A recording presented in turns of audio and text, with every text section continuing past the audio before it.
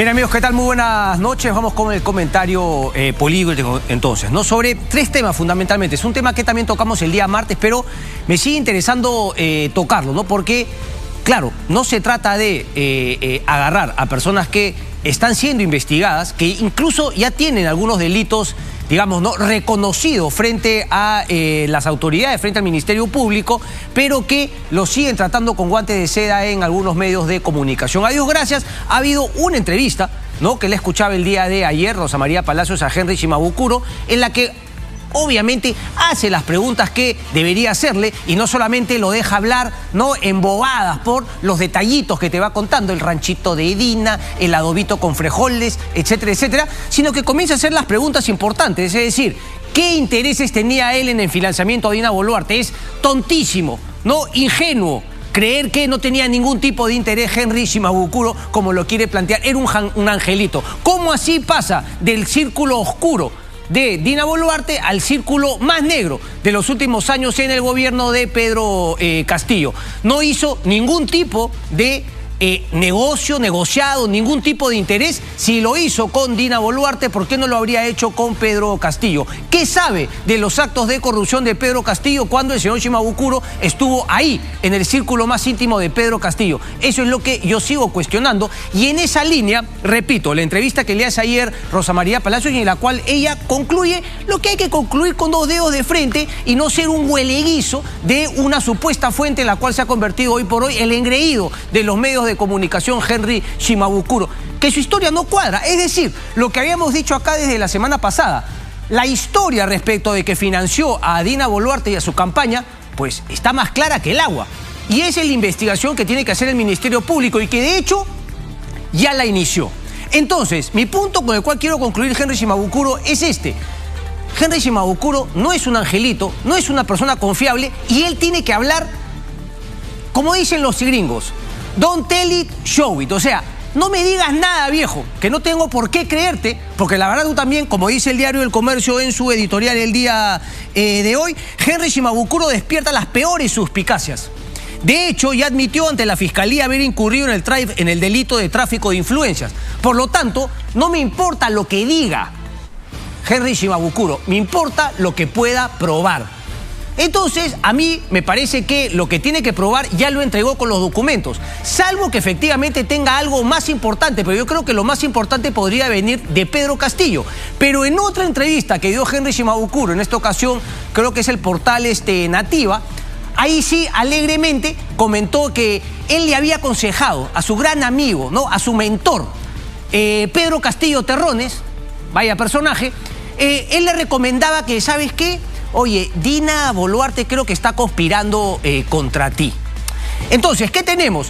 Tenemos a una persona, Shimabukuro, que se alejó, repito, del círculo oscuro al círculo más negro de Pedro Castillo, que quedó dolido, que quedó picón, ¿ok? Que tiene, al parecer, un tema personal con Dina Boluarte. Ergo, yo tengo que fijarme en lo que Shimabukuro pueda probarme y pueda entregar información. Lo que a mí me parece es que colegas se han de alguna manera embobado con lo que cuenta Henry Shimabukuro, esos detallitos morbosos, y han dejado de lado lo que se está jugando el hombre. El hombre, al ya haber confesado, según nota del diario El Comercio que acabo de leer, que tiene tráfico de influencias, el hombre ya se convirtió en un cuasi delincuente, porque ya confesó un delito, el tráfico de influencias, repito, según el editorial del diario El Comercio. Y por lo tanto estaría buscando algún tipo de beneficio de parte de la Fiscalía, por eso empieza a contar estos temas. Yo también soy muy crítico respecto a la figura de colaboración eficaz, cómo se ha venido manejando en los últimos años, sobre todo desde, digamos, ¿no?, el mamarracho que generó Rafael Vela Barba y José Domingo Pérez con el caso Odres. Porque ahora Karelyn López vino, te contó 3 tonterías sin ningún tipo de prueba. Colaboradora eficaz. Igualito, en los medios de comunicación se pasea, ay, qué interesante, qué nos cuenta, etcétera. Entonces, eso es lo que tiene que parar. Henry Shimabukuro, repito, posible delincuente, tráfico de influencias, tiene mucho más que contar. No me lo endiosen, por favor. Lo que tenga que probar, la información que tenga que probar, que la dé. Ahora, eso nos lleva al tema verdaderamente importante, que es que la hoy presidenta de la República ha mentido constantemente respecto de lo que fue mostrando Shimabukuro, ya sabemos que Dina Boluarte es una mentirosa. Desgraciadamente es así. La presidenta de la República ha mentido, ¿no?, de manera notable. Y ha mentido también respecto de los Shimabukuro y lo respecto de Maritza, su ayudante. Aquí voy con el nombre, Maritza Sánchez, ¿no? Había dicho que no fue su asesora. Y aquí también una nota del diario El Comercio te va contando cuáles han sido sus mentiras, ¿no? Por ejemplo, empezó efectivamente proclamando que los testimonios de las dos personas ya mencionadas, hablo de Maritza Sánchez y de Shimabukuro, eran manotazos de abogado desde la Diroes. Seguramente Shimabukuro, repito, podría estar jugando en pared con Pedro Castillo. Pero eso ya lo sabemos, cualquier persona con dedo de frente ya lo sabe. Lo que nos interesa saber es que Dina Boluarte nos cuente la verdad de lo que parece ser ya un financiamiento ilegal en toda regla. Entonces, ella es la que tiene que responder al respecto y no estar diciendo este tipo de cosas. Es una maniobra política que pretende manchar al gobierno constitucional, a la democracia y a la institucionalidad con dichos y sin pruebas. O sea, ahora ella es la mujer símbolo, ¿no?, de la democracia y de la lucha contra la corrupción. Por favor, pero si vienen del mismo nido, Dina Boluarte y Pedro Castillo, ¿o vamos a creer ahora que Dina Boluarte volvió a nacer el día que asumió la presidencia? ¿Y todo lo anterior? En fin. Y también al señor Alberto Tarola, ¿no? Alberto Tarola se ha vuelto de un tiempo a esta parte en el chaleco, una mezcla entre Aníbal Torres y Alejandro Salas, ya no de Pedro Castillo, sino de Dina Boluarte. También con el run, están atentando contra la democracia, este tipo de denuncias.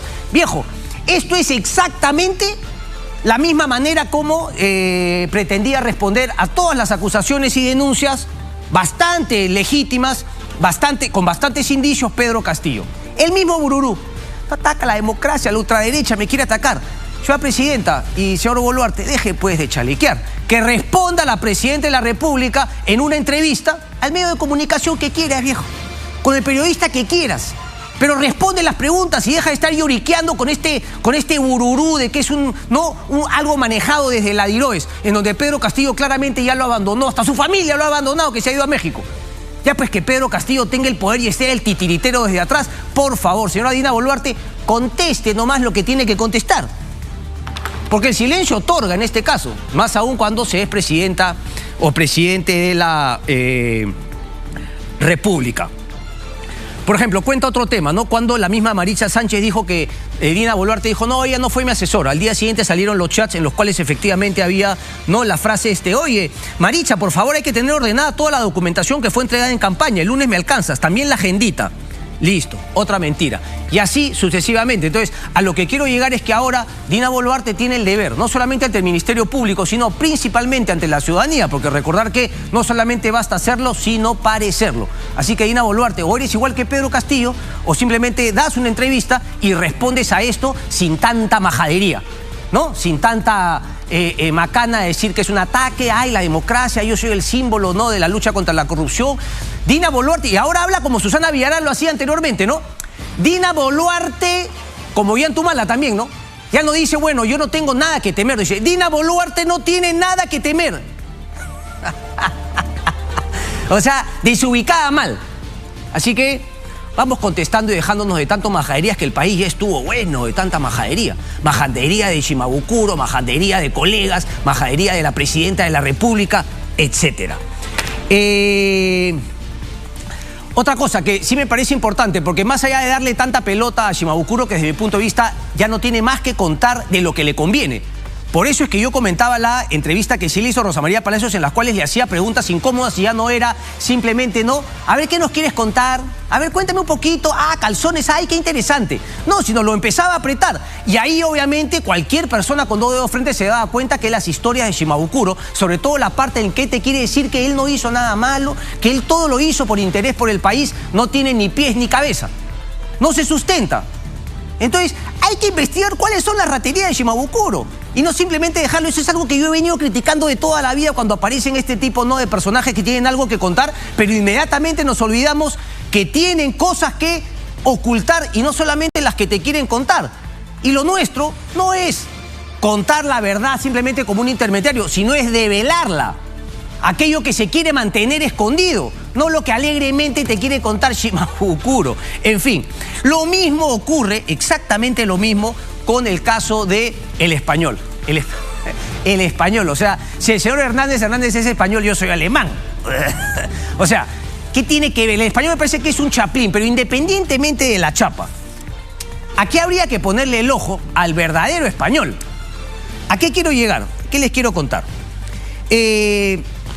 Me parece que es digamos, ¿no?, una persona de poca monta, no sabemos en verdad a qué se dedicaba. Incluso el general Vera Llerena dijo que en su defensa, tras haber sido acusado por Hernández de haberle entregado dinero y de haber estado metido en cosas ilícitas, a Vera Llerena y también al general Raúl Alfaro, el excomandante de la policía. Me parece que el hombre, repito, de poca monta, sí, un tipo nefasto, ¿no? Digamos que no hila bien las palabras, que no parece tener ningún tipo de ideas respecto de espionaje, etc. Pero es otro personaje que ya confesó ante la Fiscalía un delito.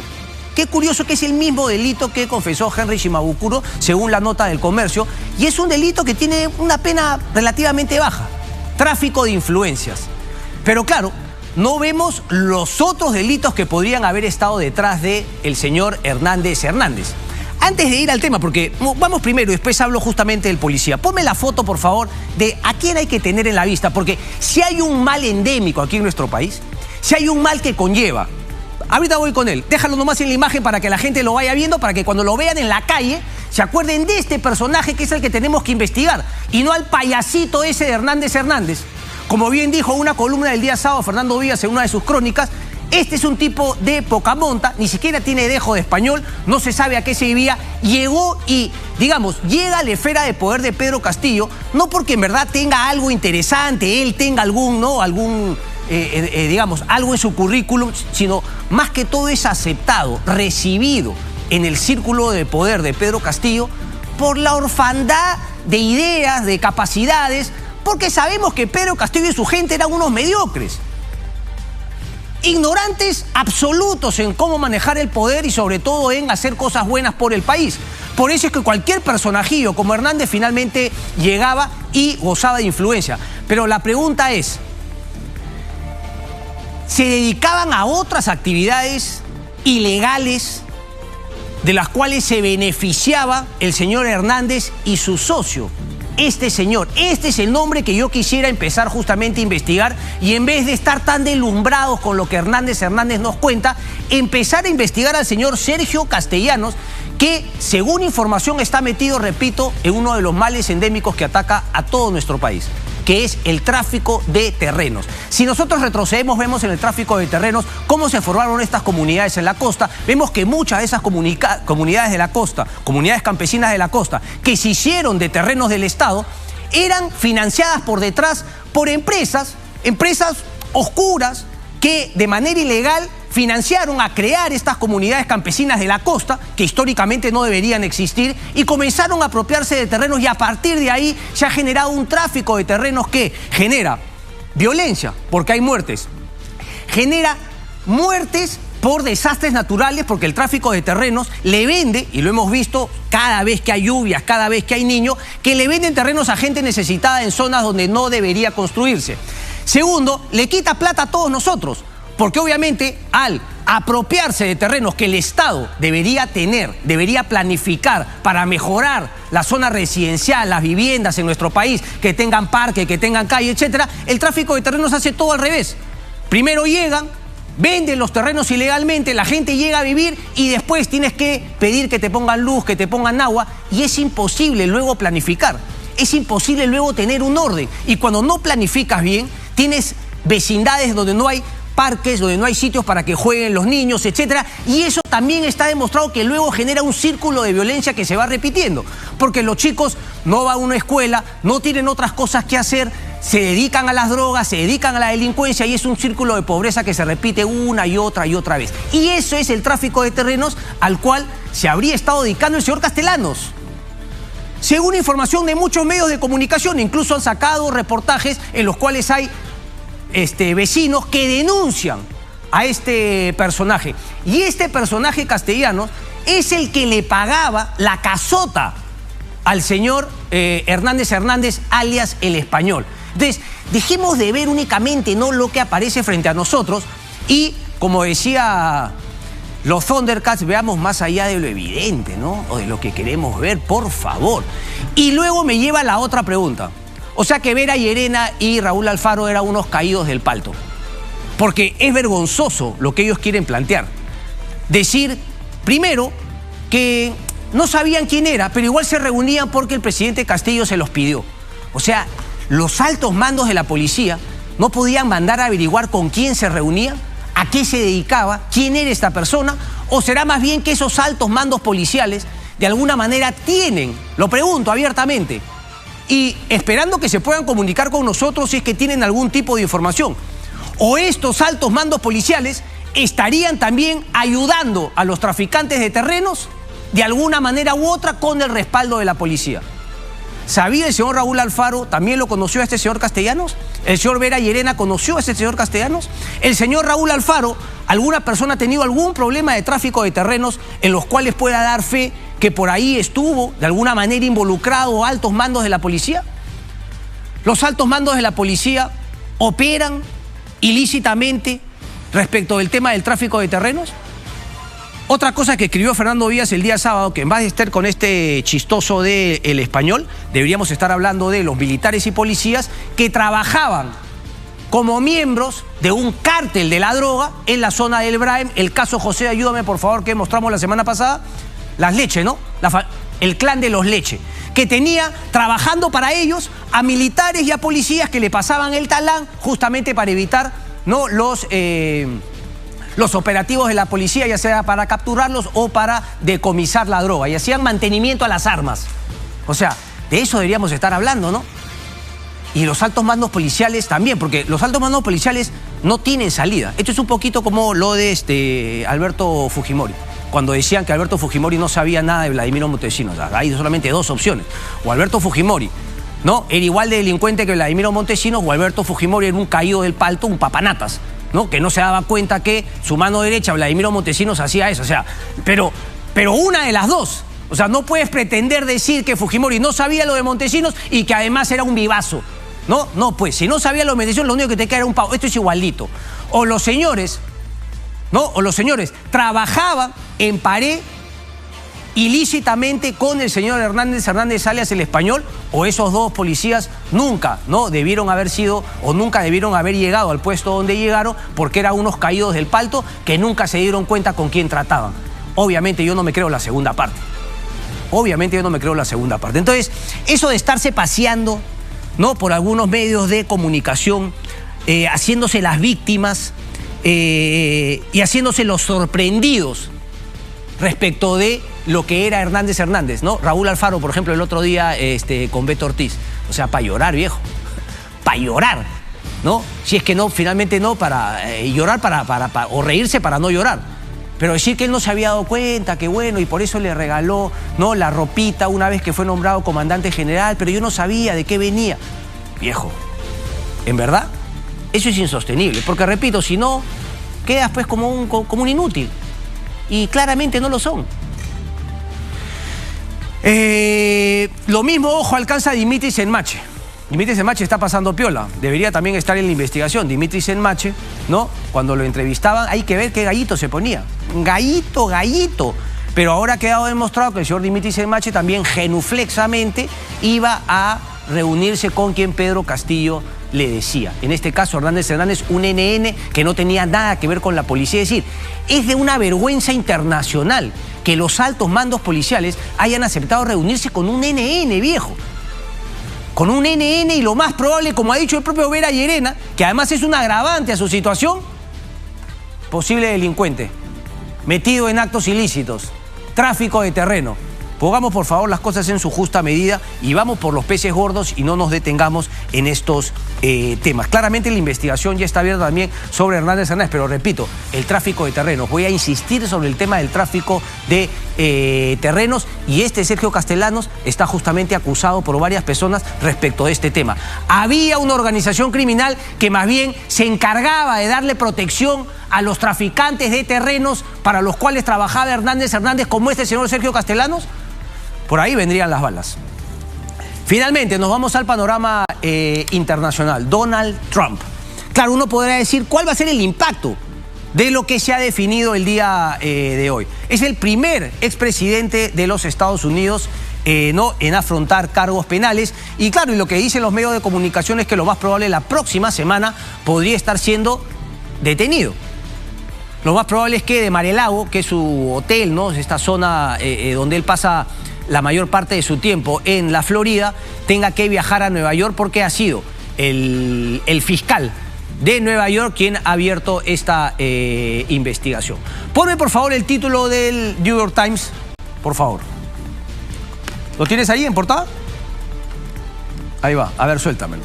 Déjame leer un poquito, a ver cómo está mi English. Trump indicted, ¿no? El primer expresidente en afrontar cargos criminales. Y obviamente este caso está enfocado en el pago a la estrella porno, Stormy Daniels, y hay una más.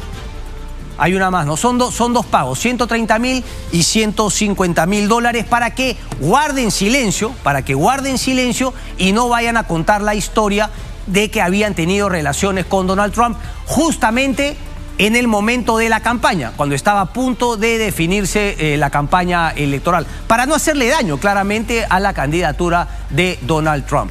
Y Fox News en su cuenta de Twitter publica la respuesta del propio Donald Trump. Dice the unthinkable, ¿no? Lo impensado. El expresidente Donald Trump reacciona después de ser acusado por el fiscal de Manhattan por ¿no? el pago hash money. ¿Cuál es la traducción de hash money que habíamos puesto acá? Hash money es, claro, el dinero que se le entrega a alguien para mantener algo en secreto. ¿Ok? Esa es un poco la definición de hash money. Dice, I believe this, creo que esta cacería de brujas va a regresarle, de alguna manera va a regresarle masivamente a Joe Biden. El pueblo americano, los ciudadanos americanos, se dan cuenta perfectamente que los radicales de izquierda, que los demócratas de izquierda radical, lo que los demócratas de izquierda radical están haciendo aquí. Everyone can see, todo el mundo lo puede ver. Esa es la respuesta de Donald Trump. Y es curioso también, ¿no? Porque aquí tenía también la página web del New York Times y los pesos pesados republicanos, senadores, miembros del Parlamento han salido con todo también de alguna manera a respaldar a Donald Trump. Dame un segundito que aquí lo tengo.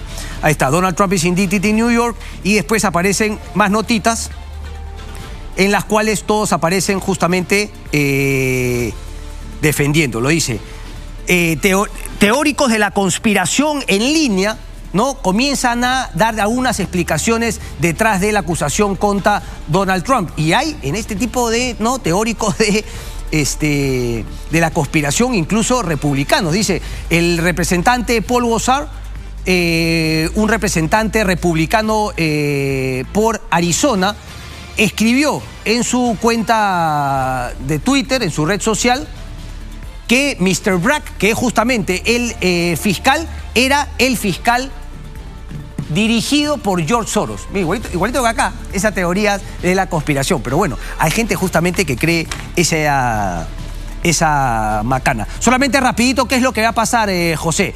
Dice, Trump estaba el día de hoy en Mar-a-Lago cuando se enteró del indictment, y lo más probable es que viaje a la ciudad de Nueva York, y cuando viaje a la ciudad de Nueva York seguramente será detenido en una corte de Manhattan, en donde podrá escuchar la acusación de parte del fiscal de Manhattan en Nueva York. Claro, la pregunta es qué va a pasar. ¿Terminará preso? ¿Se podrá en un jurado finalmente no sentenciarlo? Es un jurado de 12 personas. ¿Lo encontrarán culpable o no, más allá de la duda razonable, como se dice en los Estados Unidos? Y si no, ¿cuál será el impacto político de este indictment, de esta acusación? ¿Sumará a Donald Trump para lo que él espera sea su regreso a la presidencia de los Estados Unidos en las próximas elecciones o no? Ese me parece que es un gran tema, pero bueno, eso es independiente. Es decir, el impacto político que vaya a tener es independiente de lo que el fiscal ha decidido, que tiene las pruebas suficientes para hacer este indictment y buscar que un jurado declare culpable a Donald Trump. Vamos a ver entonces qué es lo que viene, pero va a estar interesante el tema y cómo se defenderá Donald Trump. Llegamos al final, Coqui González con los deportes. Venimos al final del noticiero, no se muevan. Coqui. El bloque deportivo. Bien, conmigo hasta el día domingo. Muy buenas noches. Chao, chao. Gracias.